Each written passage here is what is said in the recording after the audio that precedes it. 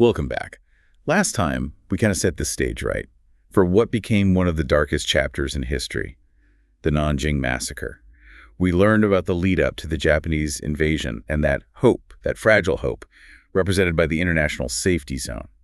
But today we're going beyond just the dates and names. Yeah, we're diving right into the heart of it, those weeks following December 13th, 1937, the day the Japanese army broke through Nanjing's walls. We're going to use firsthand accounts, really try to understand what the occupation was like, the brutal reality of it. So for our listener, try to imagine yourself in Nanjing, right? The city falls, chaos everywhere, you're stuck in the middle of it all. Where do you even turn? What happens next?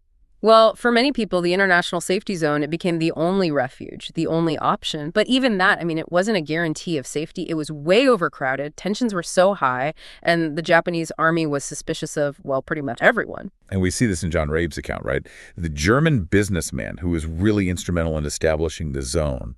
He writes about Chinese soldiers basically surrendering their uniforms, desperate to blend in with the civilians. And you can imagine how that just made the situation even more volatile. The Japanese, they conducted raids within the zone, hunting for anyone they even suspected of being a soldier. So even in this supposed safe haven, there was this constant fear, this feeling that nowhere was really safe. Absolutely. And the sources, they really reveal how chillingly fast things went downhill.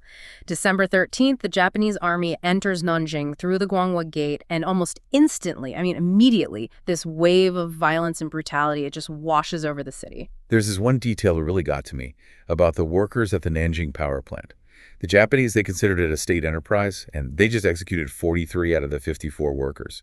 And what's so fascinating is that this incident, horrific as it is, it kind of reflects a larger pattern of violence. It wasn't just about defeating the enemy army. This was about terrorizing the entire population. So it was a strategy then, a deliberate thing to instill fear. It certainly seems that way. And of course, this fear, it's just compounded by the sheer scale of the atrocities, the things that were happening. We have sources that document massacres, like the one by the Sasaki unit.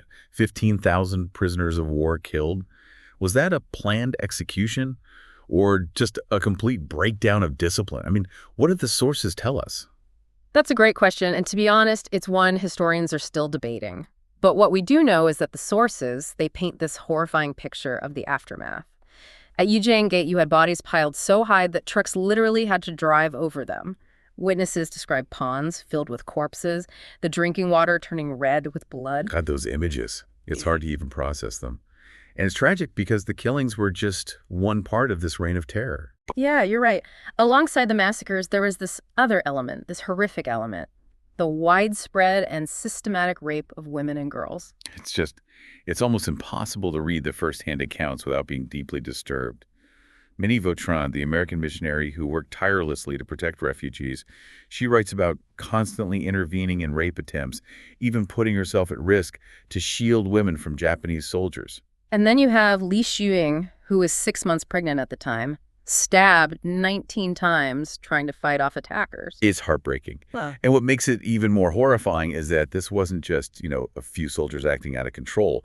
The sources describe officers forcing their way into shelters to commit rapes. Which just shows the lack of control, this total disregard for human life that was just permeating the Japanese military at that time. So on top of the fear of being killed, there was this constant threat of sexual violence hanging over the entire city. Absolutely.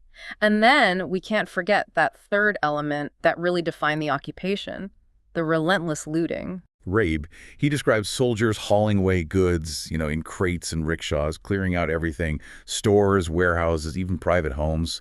They just took it all. And this wasn't just, opportunistic theft. It was organized, systematic. They even stole food, from the safety zone's rice shop, the shop that was supposed to feed the refugees. Like they were trying to dismantle the city piece by piece. Yeah. Stripping away not just its resources, but its very sense of security. Yeah, exactly. And that brings us to a really crucial question. What was life actually like inside the safety zone, this fragile bubble in the middle of all this chaos? Well, the sources paint a picture of a community just struggling to survive, facing dwindling resources, constant threats. So let's delve into that. Let's delve into that next. It's like Nanjing just becomes this pressure cooker, right? You got all these layers of fear, and the safety zone is this fragile bubble in the middle of it all. But even within the zone itself, things were, well, incredibly tense. Oh, absolutely.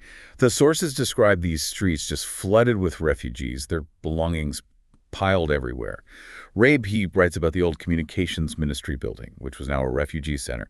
It was filled to capacity almost immediately. I mean, they had to cordon off whole rooms just to protect, the International Committee's weapons and ammunition. Just think about that for a second. Right in the middle of this humanitarian crisis, they have to worry about threats from inside the zone itself. Because of the Chinese soldiers trying to blend in. Exactly. And the Japanese, they knew this was happening, which just made them even more suspicious, more likely to conduct those random raids and searches. Like everyone was walking on eggshells, right? Yeah. Never knowing who to trust, constantly looking over their shoulder. And all while trying to deal with the most basic needs: food, water, shelter. And the International Committee, they were facing this massive logistical challenge, right? How do you feed and shelter this huge influx of refugees with, practically no resources? And they were starting from a position of scarcity even before the city fell. They were struggling to bring in enough rice, enough flour. Rabe talks about transportation issues, how only like a fraction of the promised supplies actually made it to their warehouse. So even with the best intentions, they were just completely unprepared for the scale of this crisis. Yeah, and then you add in the Japanese interference. They knew those food reserves belonged to the International Committee, but they refused to release them. They even blocked attempts to buy food locally or bring in shipments from Shanghai. It almost sounds like a deliberate strategy, doesn't it? Like they were trying to starve the safety zone into submission. That's definitely a plausible interpretation, especially when you consider everything else they were doing. They constantly harassed the International Committee, surrounded their headquarters, conducted searches, basically trying to assert their dominance at every turn. Like that incident where the Japanese military police, they claimed they were looking for a stolen bag of clothes, right? But then they used that as an excuse to basically ransack the International Committee's offices. Exactly. It was just a power play, plain and simple. And eventually, under that constant pressure, the original International Committee was dissolved. They had to form a new one that was heavily influenced by the Japanese. So it was a victory then for the Japanese. Yeah. At least in terms of controlling the narrative, right? Yeah. And limiting the autonomy of the safety zone. Well, I think it's important to remember that Rabe, he was the driving force behind the original committee. He was a pragmatic guy. He understood that sometimes you have to adapt just to survive. Disbanding the committee, I mean, it might seem like a defeat, but it was really a strategic move, a way to buy time, and to maintain some level of humanitarian aid within the city. So even in the face of this, overwhelming force, he was still trying to find ways to protect the refugees. Yeah, absolutely. And his actions, along with the efforts of so many others who stayed behind in Nanjing, it really speaks to this remarkable resilience. These individuals, I mean, they were facing a truly horrific situation, but they just kept fighting, fighting for those who couldn't fight for themselves. We can't forget the psychological toll this all took, though. Many of Autran's diary entries are they're heartbreaking. She writes about being overwhelmed by the suffering, pleading with God for strength, for an end to the violence. It's a stark reminder, isn't it, that the trauma of the Nanjing Massacre, it wasn't just physical, it was emotional, spiritual, it went deep. And it wasn't just limited to those inside the safety zone either. We have to remember that the atrocities we talked about earlier, the massacres, the rapes, the looting, it was happening all over the city. Exactly. Just imagine the fear, the desperation of those who didn't have that relative safety of the zone, those who were trapped in their homes, forced to witness these horrors unfold around them. And even those who, managed to survive the occupation, they were left to pick up the pieces of their lives in a city that had been, completely shattered. What happened in Nanjing during those weeks, it left these scars that would linger for generations. And those scars went beyond just the individual level, too. The Nanjing Massacre left this deep wound on the collective psyche of the Chinese people, a wound that continues to shape, Sino-Japanese relations even to this day. That's a heavy legacy. It is, but it's a legacy that demands our attention, our understanding. So let's move now to the aftermath of the occupation. How did the world respond to these atrocities? What efforts were made to actually seek justice? So we've talked about, the brutality of the Japanese occupation, the sheer scale of the violence inflicted on Nanjing. But we got to consider how the world reacted, right? Did anyone even try to hold the Japanese accountable for all this? Well, that's where things get a little complicated. The sources, they show a real effort on the part of Japanese authorities to, to control the narrative, you know? They acknowledged there were some disciplinary issues, but they really downplayed how serious everything was. Like we saw earlier in our deep dive, Prince Cannon Kotohito basically blaming a few rogue soldiers instead of admitting it was systemic, that it was widespread. Exactly. It's that classic move, trying to shift the blame, make it seem like just a couple of isolated incidents. But the evidence, all the testimonies, the reports from foreign witnesses, I mean, it all points to something far more calculated, far more horrific. And what about the International Committee? I mean, they were right there in the middle of it all. Did their efforts to document everything, did that have any real impact?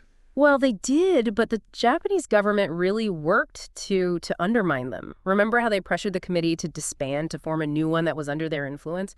It was all about controlling the information coming out of Nanjing. So a cover-up, basically, which makes you think, right, if it wasn't such a big deal, why even bother trying to erase it from history? Exactly. The very fact that there were these attempts to whitewash the Nanjing Massacre, I mean, that speaks volumes about its impact.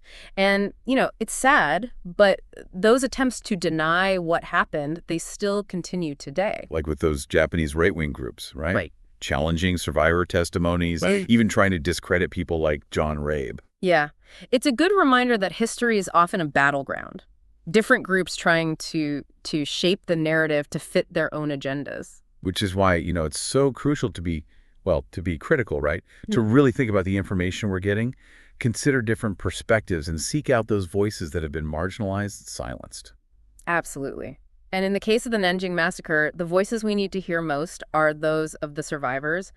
Their stories, they're absolutely essential to understanding the true human cost of this whole thing. And their stories, they demand justice. Were there any actual efforts to hold the people responsible for these atrocities accountable? Yeah, there were. But the road to justice, it was long and complex. A lot of the perpetrators, they escaped punishment altogether. But there were definitely attempts to bring some of the key figures to trial. Like Tani Hisao, right, the commander of the 6th Division. He was eventually executed at Yuhuatai, a site that became a memorial to the victims. And the sources, they talk about massive public interest in his execution. It shows just how deeply the Nanjing Massacre had scarred Chinese society, that yearning for some kind of retribution. But even with that, right, does any punishment, no matter how severe, truly address the scale of suffering that happened during those weeks in Nanjing? That's a question, honestly, that each listener is going to have to grapple with on their own. There are no easy answers when you're dealing with the legacy of events this horrific. As we wrap up our deep dive into the Nanjing Massacre, it's pretty clear that this isn't just some chapter in a history book. It's a story that, you know, it continues to resonate today. It's a stark reminder of humanity's capacity for incredible cruelty, but also for remarkable resilience. It really forces us to confront some uncomfortable truths, doesn't it?